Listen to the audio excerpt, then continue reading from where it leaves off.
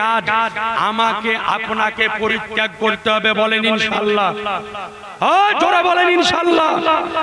আজ ঈদে মিলাদুন নবীর জালসা দেওয়ার মানে হলো এটাই যে আজ এই জায়গা থেকে আমরা পাপ এবং গুনাহ থেকে তওবা করে বাড়ি ফিরব।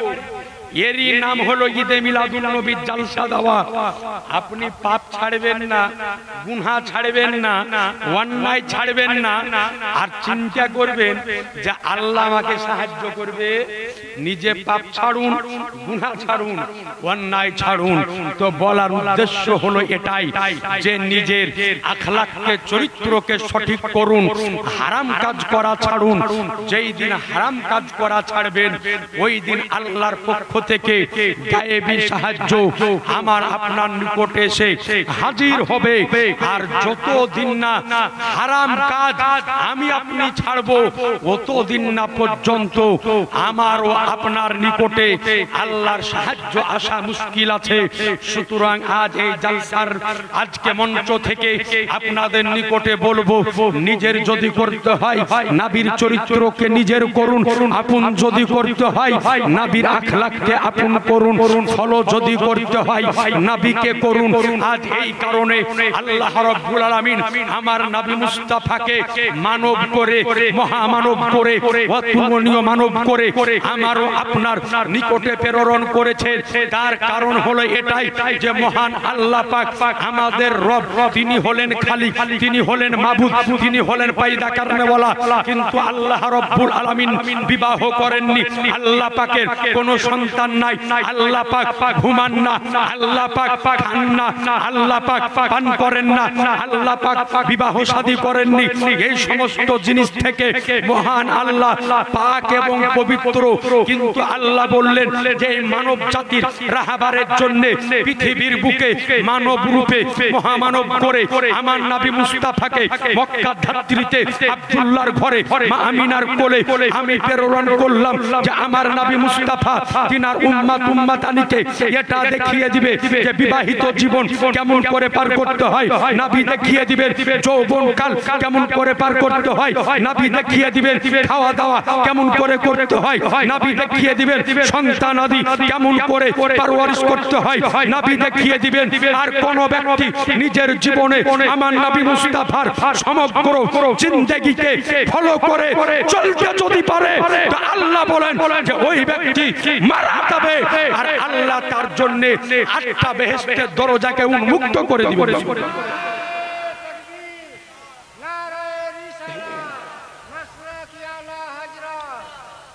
আজিজানে মুহতারাম, তো সুতরাং আমাকেও আপনাকে এ নবীর চরিত্র, এ নবীর আখলাককে নিজের করতে হবে।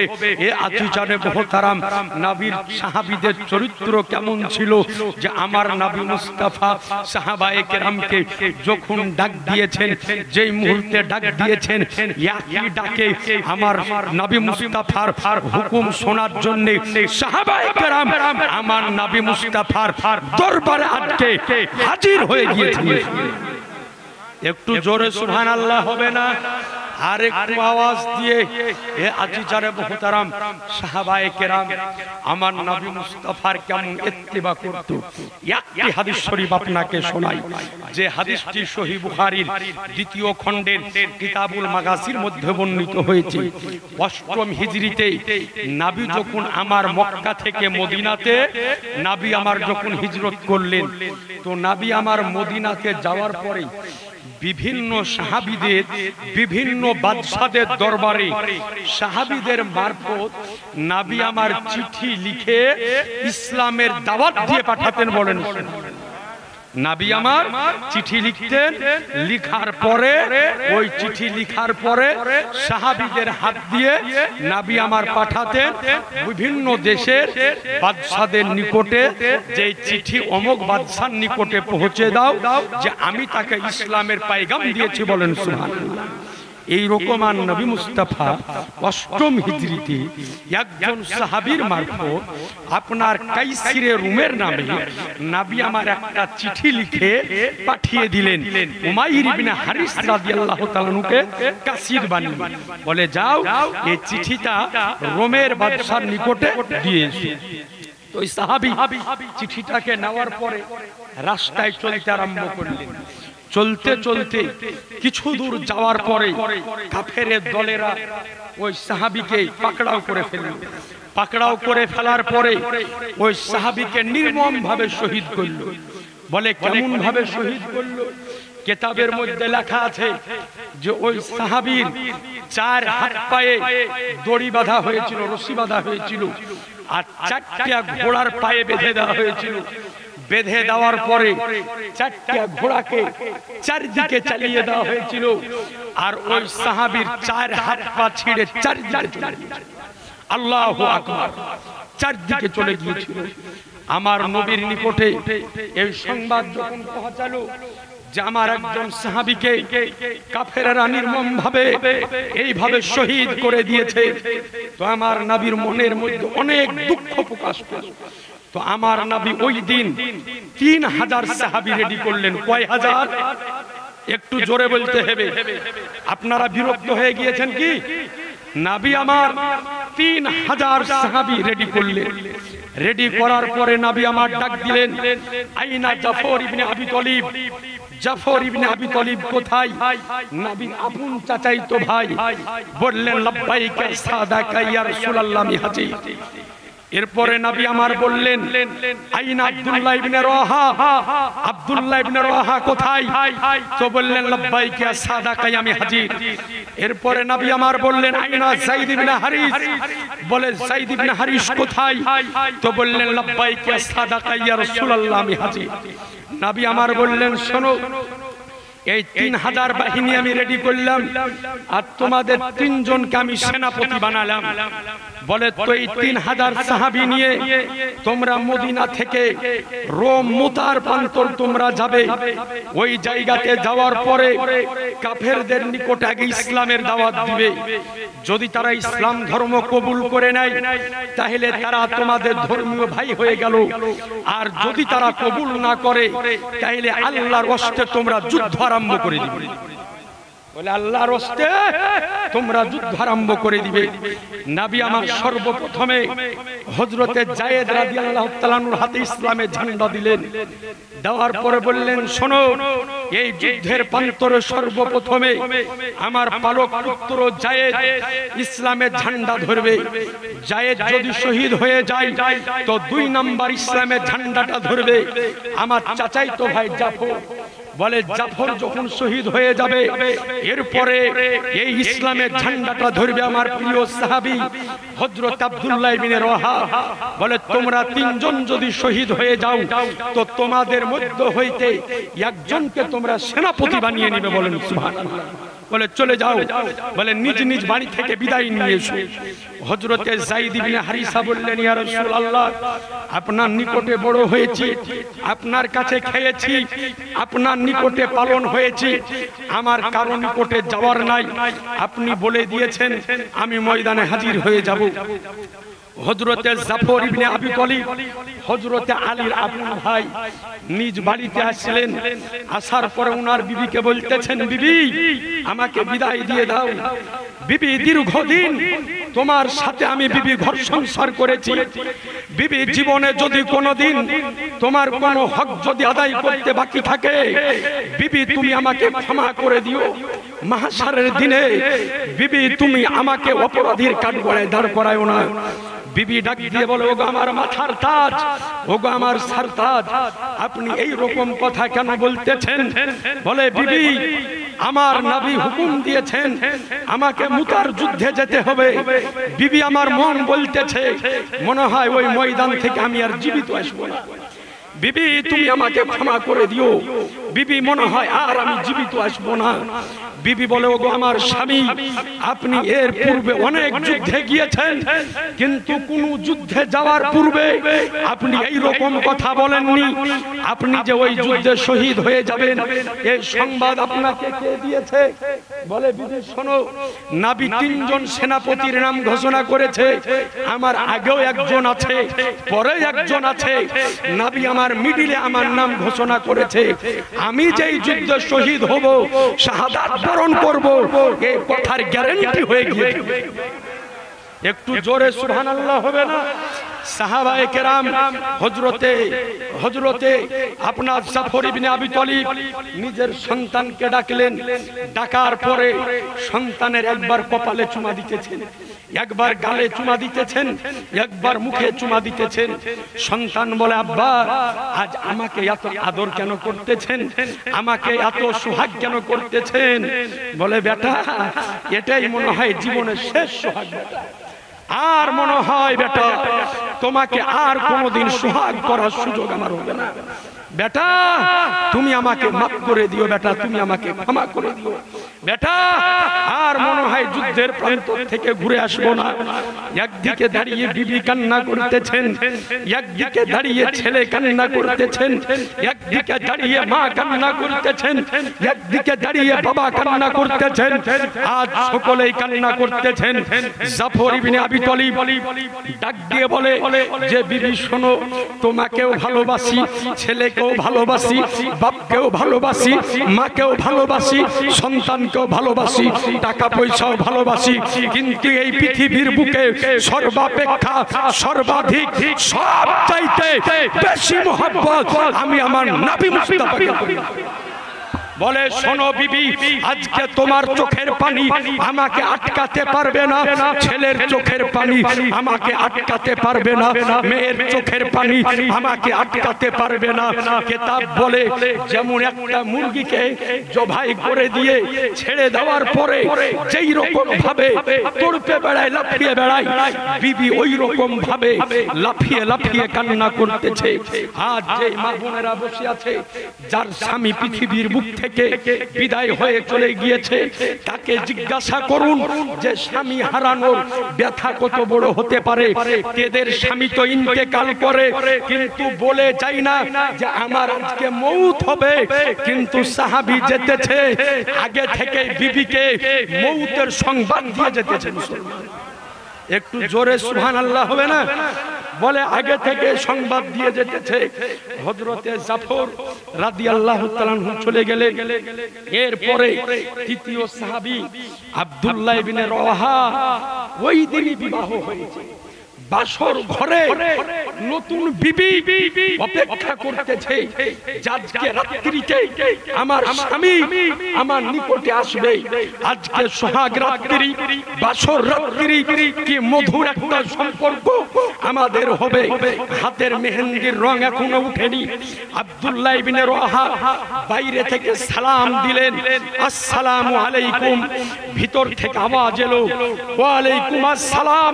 আব্দুল্লাহ ইবনে রওয়াহা বলতেছেন, ওগো আমার বিবি, আজকে প্রথম তোমাকে আমি বিবাহ করে আমার বাড়িতে নিয়ে এসেছি, কিন্তু তোমার চেহারাকে দর্শন করা মনে হয় আমার ভাগ্যে আর জুটলো না। বলে, স্বামী আপনি এই রকম কথা কেন বলতেছেন? বলে, শোনো বিবি, আমার নবী মুস্তাফা আমাকে হুকুম দিয়েছেন আমাকে যুদ্ধের ময়দানে যেতে হবে। বলে, বিবি তোমাকে তো আমি বিবাহ করে নিয়ে আসলাম, কিন্তু তোমার যে আমি হক আদায় করতে পারলাম না বিবি, তুমি আমাকে ক্ষমা করে দিও, তুমি আমাকে মাফ করে দিও।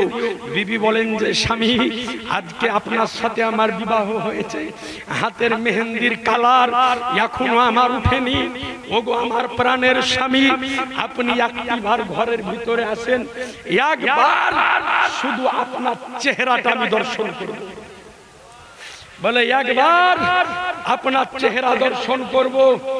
আজ বর্তমানে কিছু আজ উগ্রপন্থী বলে যে মুসলমানেরা হলো মেয়ে লোভী, মুসলমানরা হলো নারী লোভী।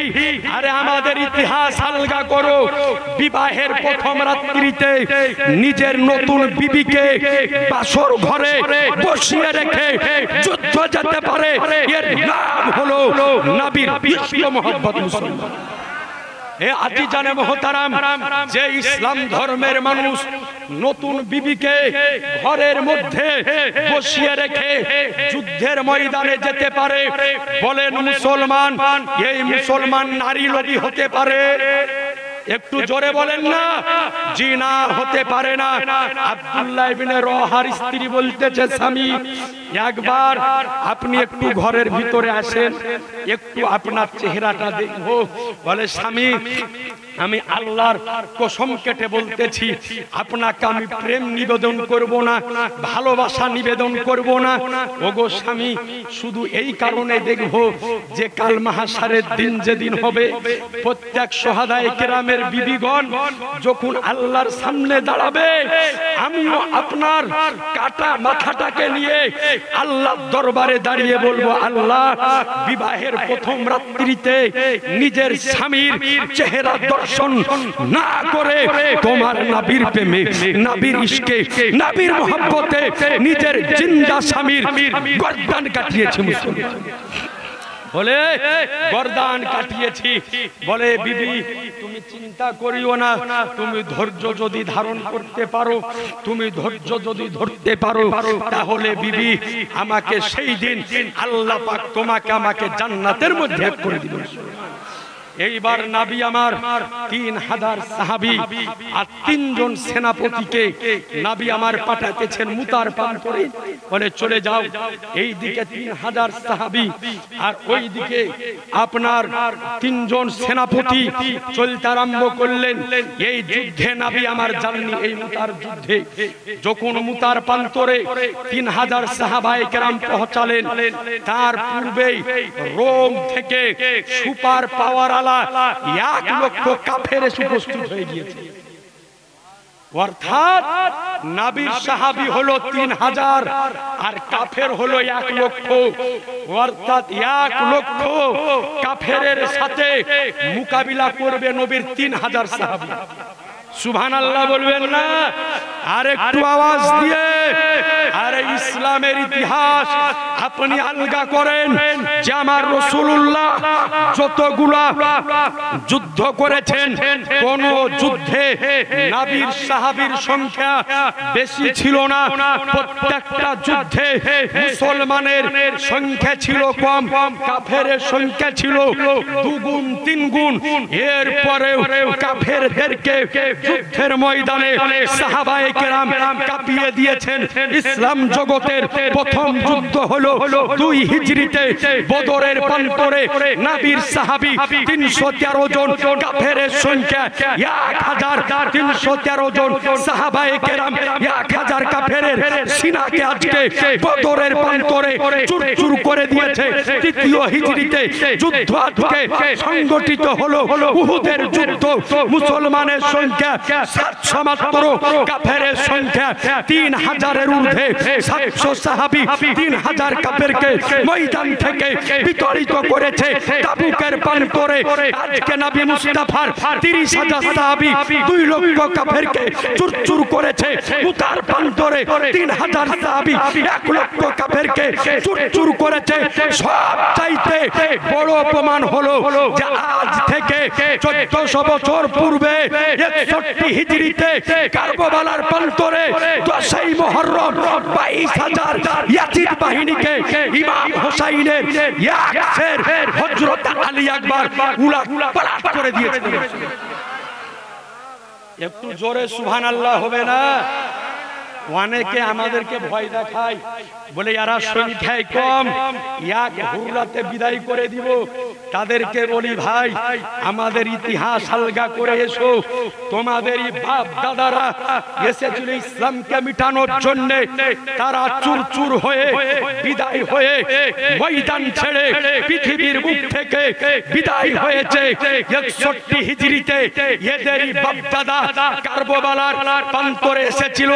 আমার ইমাম হোসাইন 22,000 বাহিনীকে একাই উলট পালট করে দিয়েছিলেন।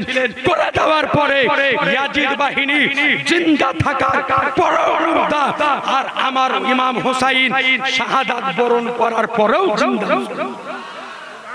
একটু জোরে সুবহানাল্লাহ হবে না? আজকেও এই জন্য বলি যে আমাদেরকে ভয় দেখিয়ে লাভ হবে হবে না। প্রয়োজন যদি পড়ে তো একবার নয় হাজারো বার আমার নবীর প্রেমে আমরা জীবন দিতে প্রস্তুত আছি। প্রস্তুত আছে কি নাই? আছে কি নাই? একটু দুই হাত তুলে আমরা সকলেই প্রস্তুত আছি। আপনারা সোশ্যাল মিডিয়াতে দেখেছেন ইউপি সরজমিনে কয়েকদিন আগে একটা ঘটনা ঘটেছে যে একজন নবী প্রেমিক, একজন নবীর আশিক একটা সাইন বোর্ডে আই লাভ মোহাম্মদ লিখেছিল, অর্থাৎ আমি নবীকে ভালোবাসি। এই কথা লেখার কারণে তার বিরুদ্ধে এফআইআর হয়ে তাকে অ্যারেস্ট করেছে। আজ বলতে চাই যে আই লাভ মোহাম্মদ, আমার নবীকে ভালোবাসি, এই কথা বলার জন্য আরে জেল তো দূরের কথা, এক নয় যদি 1000 বার প্রয়োজন যদি পড়ে তো আমরা ফাঁসির কাছে ঝুলতে রাজি আছি। এই জন্য বলি আমরা একবার নয় হাজার বার বলবো। সকলে বলি I love Muhammad, I love Muhammad, I love Muhammad. একবার নয় হাজার বার বলবো আই লাভ মুহাম্মদ। এই কথা বলার জন্য আমার যদি জেল হয় কবুল হব, ফাঁসি যদি হয় কবুল করে নিব, সুলি যদি হয় কবুল করে নিব, কিন্তু আমার নবীর মুহাব্বত দিতে পারবো না। আজিজান মুহতারাম, সুতরাং তাদেরকে বলতে চাই যে আমাদেরকে ভয় দেখিয়ে লাভ হবে না। কারণ আমার মুসলমান ঘরের বাচ্চা বাচ্চা ছোট থেকে বড় সকলেই শহীদে কারবালার জীবনী শুনে বড় হয়েছে। অর্থাৎ ইসলামের জন্য প্রাণ কেমন করে দিতে হয় নারী পুরুষ সকলেই জানে বলে। সুতরাং আমরা এটাই জানি এই পৃথিবীর বুকে জন্ম হয়েছে একবার, মৃত্যুও হবে একবার। জন্ম হয়েছে একবার, মৃত্যু হবে একবার। আমরা মউতকে দেখে ভয় করি না। সুতরাং আমাদেরকে ভয় দেখিয়ে লাভ হবে না। আমরা এটাই বলি জন্ম হয়েছে একবার, মউত হবে একবার। এই পৃথিবীর বুকে 1000 বছর বিড়ালের মতো লেজ গুটিয়ে বাঁচতে চাই না। 1 ঘন্টা বাঁচবো, ওটা বিড়ালের মতো লেজ গুটিয়ে নয়, সিংহের মতো গর্জন দিয়ে বাঁচবো।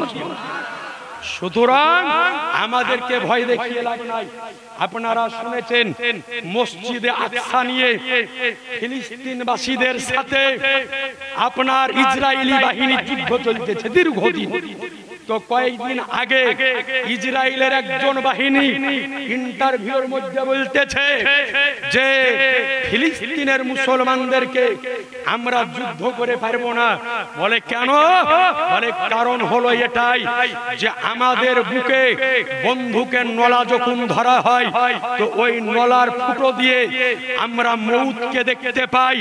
আর একজন মুসলমানের সিনার উপরে বন্দুক যখন ধরা হয় তো ওই বন্দুকের নলার ফুটো দিয়ে ও মউত নয় আল্লাহর জান্নাত দর্শন করে। একটু জোরে বলেন সুবহানাল্লাহ। সুতরাং আমরা মউতকে ভয় করি না। সুতরাং আমরা এটাই বলি যে আমার মতো গুনাহগার পাপীর জান প্রাণ যদি আমার নবীর মহব্বতে উৎসর্গ হয়ে যায় তা আলহামদুলিল্লাহ। নাকি ভাই? নবীর মহব্বতে জীবন দিতে পারবো না? পারবো না? জোরে বলেন ইনশাআল্লাহ পারবো। সুতরাং আমাদেরকে ভয় দেখিয়ে লাভ হবে না। কারণ আমরা মউতকে দেখে ভয় করি না। তো আজিজানে মুহতারাম, আব্দুল্লাহ ইবনে রাওয়াহা নিজের বিবিকে থুয়ে যুদ্ধের ময়দানে গেলেন। যুদ্ধের ময়দানে চলতে আরম্ভ করলেন। সামনে যুদ্ধের ঘটনাটা আরেকটু আছে, বলে শেষ করি নাকি ভাই? যুদ্ধের ঘটনাটা আরেকটু আপনাদেরকে বলে দিই। সুবহানাল্লাহ, একবার দরুদে পাক পড়ে। আল্লাহুম্মা ছুড়া গেল উপরে কেন? হ্যাঁ হ্যাঁ, আরে উপরে উঠে পড়ে গেলে পা ভেঙে যাবে রে। নাম নাম ওয়ালা আলে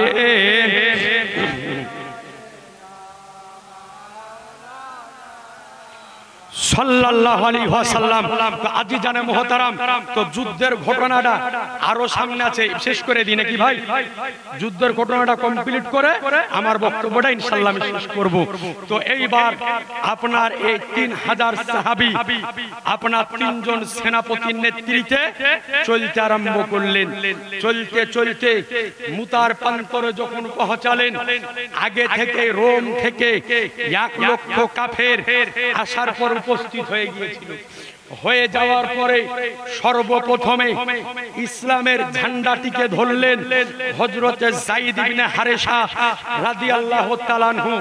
তিনি ধরার পরে কাফেরদের নিকটে ইসলামের দাওয়াত দিলেন, কিন্তু এই দাওয়াত কবুল না করে কাফেরেরা তীর এবং বল্লম ছুড়তে আরম্ভ করলেন। হযরতে যায়েদ রাদিয়াল্লাহু তাআলা আনহু নওজোয়ান ছিলেন, শরীরে রক্ত ছিল গরম। সঙ্গে সঙ্গে নারায়ে তাকবীরের ধ্বনি দেওয়ার পরে ঘোড়ার পিঠে থেকে ঝাঁপ মেরে তলোয়ার বের করে মুতার প্রান্তরে একা ওই জায়গাতে 1 লক্ষ কাফেরের সাথে মোকাবিলা আরম্ভ করলেন।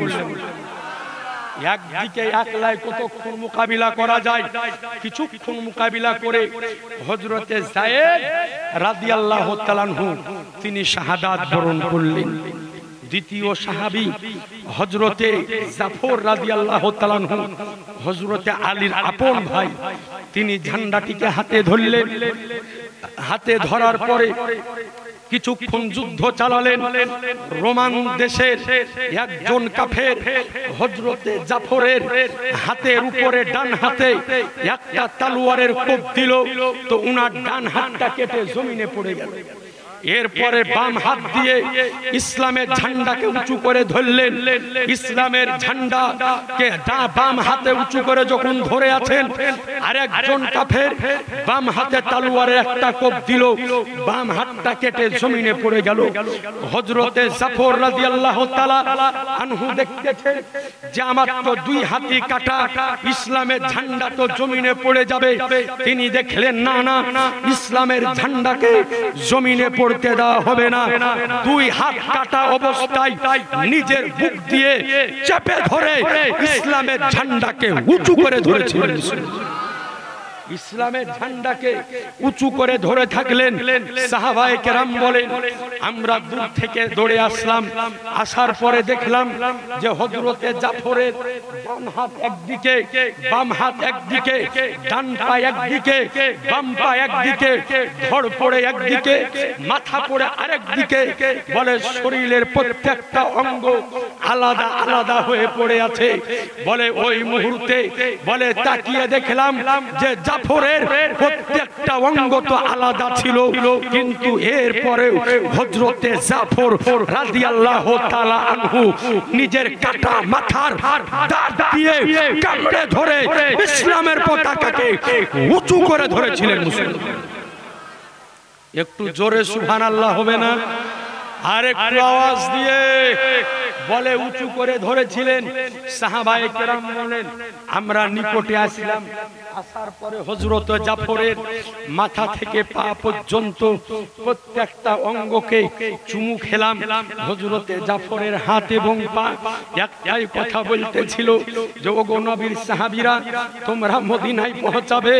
পৌঁছানোর পরে আমার নবীকে একটাই কথা বলবে যে ইয়া রাসূলুল্লাহ, জাফরের হাত আলাদা ছিল, জাফর জাফরের পা আলাদা ছিল, জাফরের মাথা আলাদা ছিল, কিন্তু এরপরেও জাফর ইসলামের ঝান্ডাকে জমিনে পড়তে দিয়েছিল। বলে যে জমিনে পড়তে দিয়েছিল না। হযরতে জাফর রাদিয়াল্লাহু তাআলা আনহুর পরে তৃতীয় সাহাবী হযরত আব্দুল্লাহ ইবনে রাওয়াহা, তিনি আপনার ইসলামের ঝান্ডা ধরলেন। তিনিও কিছুক্ষণ যুদ্ধ করার পরে তিনিও শহীদ শাহাদাত বরণ করলেন। সকলে পড়ে ইন্না লিল্লাহি ওয়া ইন্না ইলাইহি রাজিউন। তিনজন সেনাপতি যখন বিদায় নিয়ে নিলেন, এবার তো সেনাপতি একজন লাগবে, নাহলে যুদ্ধ পরিচালনা কে করবে? পরিচালক তো দরকার।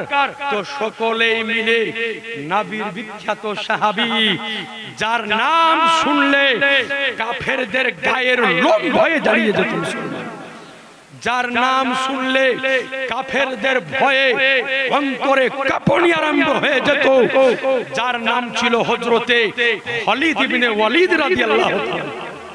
বলে উনার নাম কাফেররা যদি শুনতো তো কাফেরদের ভয়ে অন্তরে কাঁপুনি আরম্ভ হয়ে যেত। বলে হযরতে খালিদ ইবনে ওয়ালিদ এমন যোদ্ধাবাদ ছিলেন, তলোয়ার চালানেওয়ালা ব্যক্তি ছিলেন। বলে যে যুদ্ধে হাজির হয়েছেন জীবনে কোনোদিন হার কাকে বলে জানেননি, প্রত্যেকটা যুদ্ধে জয়লাভ নিয়ে এসেছেন মুসলমান। জোর করে সুবহানাল্লাহ। এইবার ইসলামের ঝান্ডা তিনার হাতে, সেনাপতির দায়িত্ব তিনার হাতে। বলে কিতাব সাক্ষী দেয় হযরতে খালিদ ইবনে ওয়ালিদ রাদিয়াল্লাহু তাআলা আনহু এক হাতে পতাকা আর এক হাতে তলোয়ার ধরে যুদ্ধ চালাতে আরম্ভ করলেন। বলে তলোয়ার চালাতে আরম্ভ করলেন। বলে কিতাব সাক্ষী দেয় হযরতে খালিদ ইবনে ওয়ালিদের তলোয়ার জমিনে চলতেছিল, তো আকাশে বিজলি চমকাতে ছিল। জোর করে বলেন। বলে বিজলি চমকাতে ছিল। বলে কয়েক ঘন্টার মধ্যে এত গতিবেগে তলোয়ার চালালেন যে কয়েক ঘন্টার মধ্যে 1 লক্ষ কাফের মুতার প্রান্তর থেকে পলায়ন করলো। 8ম হিজরিতে মুতার যুদ্ধ 3000 সাহাবায়ে কেরাম আজকে জয়লাভ করে ইসলামের ঝান্ডা উড়িয়ে দিল। একটু জোরে সুবহানাল্লাহ। বলে ঝান্ডা উড়িয়ে দিল। সহিহ বুখারীর মধ্যে বর্ণিত হয়েছে, বলে মুতার প্রান্তরে যুদ্ধ চলতেছে, মদিনা থেকে কয়েকশো মাইল রাস্তা। বলে নবী আমার মদিনাতে আছে আর মুতার প্রান্তরে যুদ্ধ হচ্ছে। নবী আমার মদিনা থেকে বসে বসে মুতার যুদ্ধকে দর্শন করতেছে। জোরে বলা যাবে না সুবহানাল্লাহ। অর্থাৎ মুতার প্রান্তরে কি ঘটতেছে নবী আমার মদিনাতে বসে বসে দেখতেছে। কিন্তু আজ বর্তমানে অনেকেই বলে যে দেওয়ালের পিছনে কি আছে ইডিয়াও নাকি বলে নবী জানেন না। নাউজুবিল্লাহ বলেন। নবী আমার এক জায়গাতে বসে সারা জাহান দর্শন করতে পারেন। নবী আমার এক জায়গায় বসে সারা পৃথিবীকে দর্শন করতে পারেন। উঠান মুসলিম শরীফ সহিহ মুসলিমের মধ্যে হাদিস বর্ণিত হয়েছে। হযরতে সাওবান রাদিয়াল্লাহু তাআলা আনহু বর্ণনা করেন, ওয়ান সাওবান ক্বাল ক্বালা রাসূলুল্লাহ সাল্লাল্লাহু আলাইহি সাল্লাম ইন্নাল্লাহ তাআলা জাওয়ালিল আরদি ফারাআইতু মাশারিকাহা ওয়া মাগারিবাহা।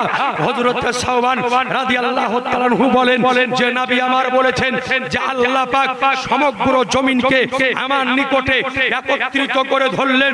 আমি পূর্ব থেকে নিয়ে পশ্চিম, উত্তর থেকে নিয়ে দক্ষিণ সারা জাহানকে এক জায়গায় বসে দর্শন করে নিলাম। অর্থাৎ নবী আমার এক জায়গায় বসে সারা পৃথিবীকে দর্শন করতে পারেন। নবী মুস্তাফা দূরে যেমন দেখেন, নিকটে তেমন দেখেন, সামনে যেমন দেখেন, পেছে তেমন দেখেন, ডানে যেমন দেখেন, বামে তেমন দেখেন, জমিনের উপরে যেমন দেখেন, জমিনের নিচে তেমন দেখেন, আকাশের উপরে যেমন দেখেন, আকাশের নিচে তেমন দেখেন। এক কথায় নবী মুস্তাফা এক জায়গায় বসে সারা দুনিয়াকে দর্শন করতে পারেন।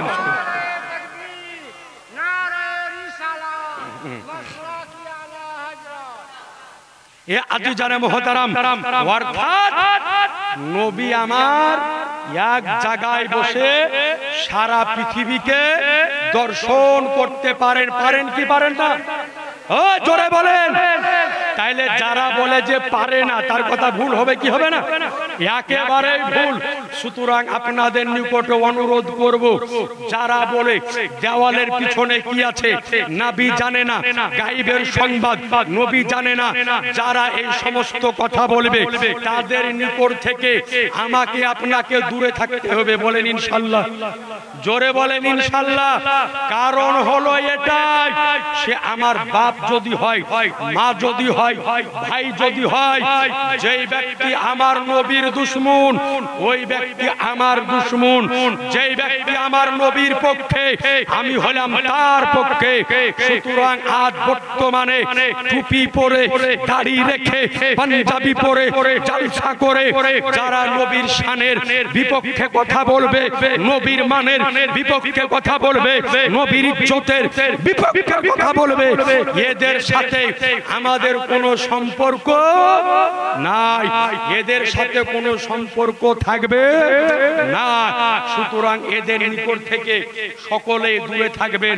কারণ হলো এটাই যে আমার নবীর বিপক্ষে আমরা হলাম তার বিপক্ষে, যে আমার নবীর বিরুদ্ধে আমরা হলাম তার বিরুদ্ধে। এই জন্য আপনাকে বলি, কারো নামাজ দেখে পাগল হয়ে যায়েন না, কারো রোজা দেখে পাগল হয়ে যায়েন না। কারণ নামাজ, রোজা, হজ, যাকাত ইবাদতে ভরপুর যদি থাকে, আরে অন্তরটা আমার নবীর মুহাব্বতে খালি যদি থাকে, তো আর ইবাদতের কোনো মূল্য হবে না।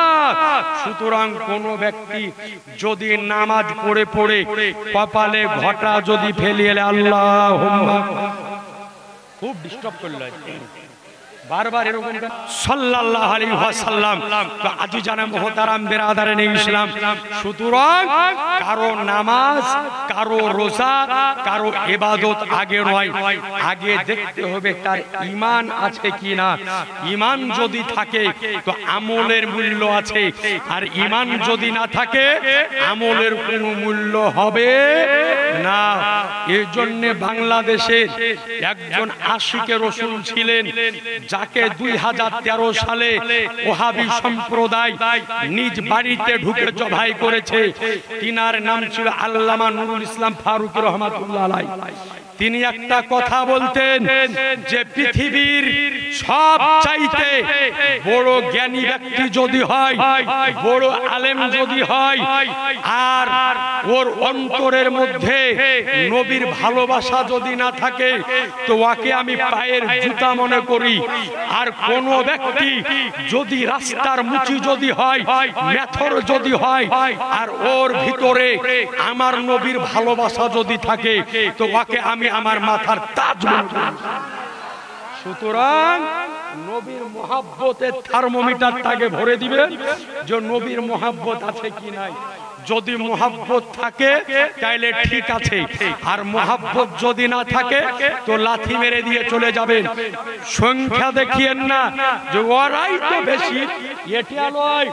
যদি ওরাই বেশি হতো তো বলেন কারবালার ময়দানে ইয়াজিদ বাহিনী 22,000 আর হোসাইনি বাহিনী মাত্র 72 জন।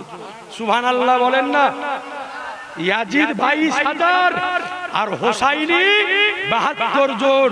কিন্তু হোসাইন ইয়াজিদের পেছনে যায়নি, বরং 72 জনকে নিয়ে শাহাদাত কবুল করেছে। তিনি বলেছেন শাহাদাত কবুল হবে, কিন্তু এই রকম ফাসিক ফাজির বেঈমানের আজকে আমার বায়াত কবুল হবে না। সুতরাং ঈমান আগে দেখবেন। এই রকম কথা যারা বলে যে নবীর বিপক্ষে, যারা বলে যে দেওয়ালের পিছে কি আছে এটাও নবী জানেন না, এদের সাথে আমাদের কোনো সম্পর্ক ছিলও না আর থাকবেও না। এই কথা হলো আমার নবীর শানের খেলাফ, মানের খেলাফ, ইজ্জতের খেলাফ, রুতবার খেলাফ। সুতরাং যেই ব্যক্তি আমার নবীর শানের খেলাফ বলবে, মানের খেলাফ বলবে, ইজ্জতের খেলাফ বলবে, তাকে আমরা মানতে পারি না।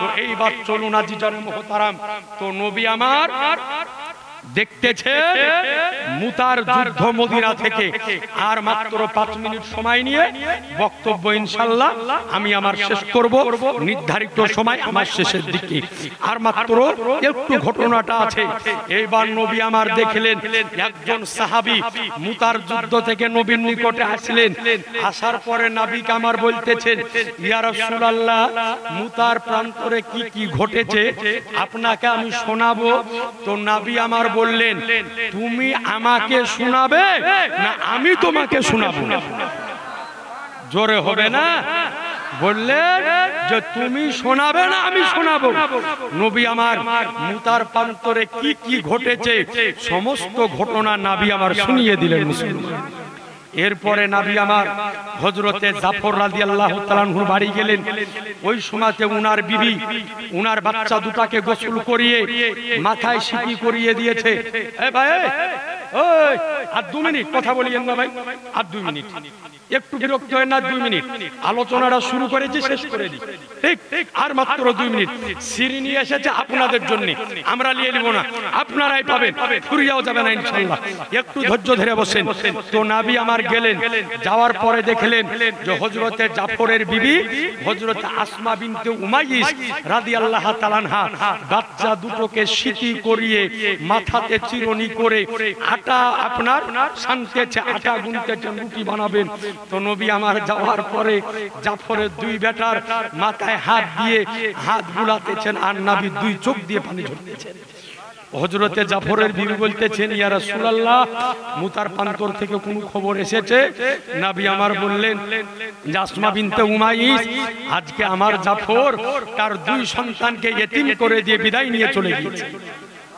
বলে যে 2 সন্তানকে ইতিম করে দিয়ে চলে গিয়েছে বলেন কোন মা তার স্বামী মরার খবর যখন পায় ওই মাকে জিজ্ঞাসা করিয়েন তার অন্তরের ভিতরে কেমন তুফান চলে কেমন আজকে ভূমিকম্প তার ভিতরে তো হযরত আসমা বিনতে উমাইসকে বললেন যে আসমা বিনতে উমাইস সারা পৃথিবীর মহিলার জন্য হুকুম হলো যে তার স্বামী যদি ইন্তেকাল করে যায় তার জন্য শোক পালন করতে হবে 4 মাস 10 দিন এখনো বর্তমান কোন মহিলার স্বামী যদি ইন্তেকাল করে যায় তো ওই মহিলা ইদ্দত পালন করবে 4 মাস 10 দিন কতদিন 4 মাস 10 দিন মশলাটা মনে রাখেন তবে এই মা বোনদের স্বামী মরাকে কেন্দ্র করে মা বোন আপনারা মশলাটা শুনলেন 2 মিনিটের মধ্যে বলে দিই যে অনেক গ্রামগঞ্জে প্রচলিত আছে মনে করে যে যার স্বামী মরে গিয়েছে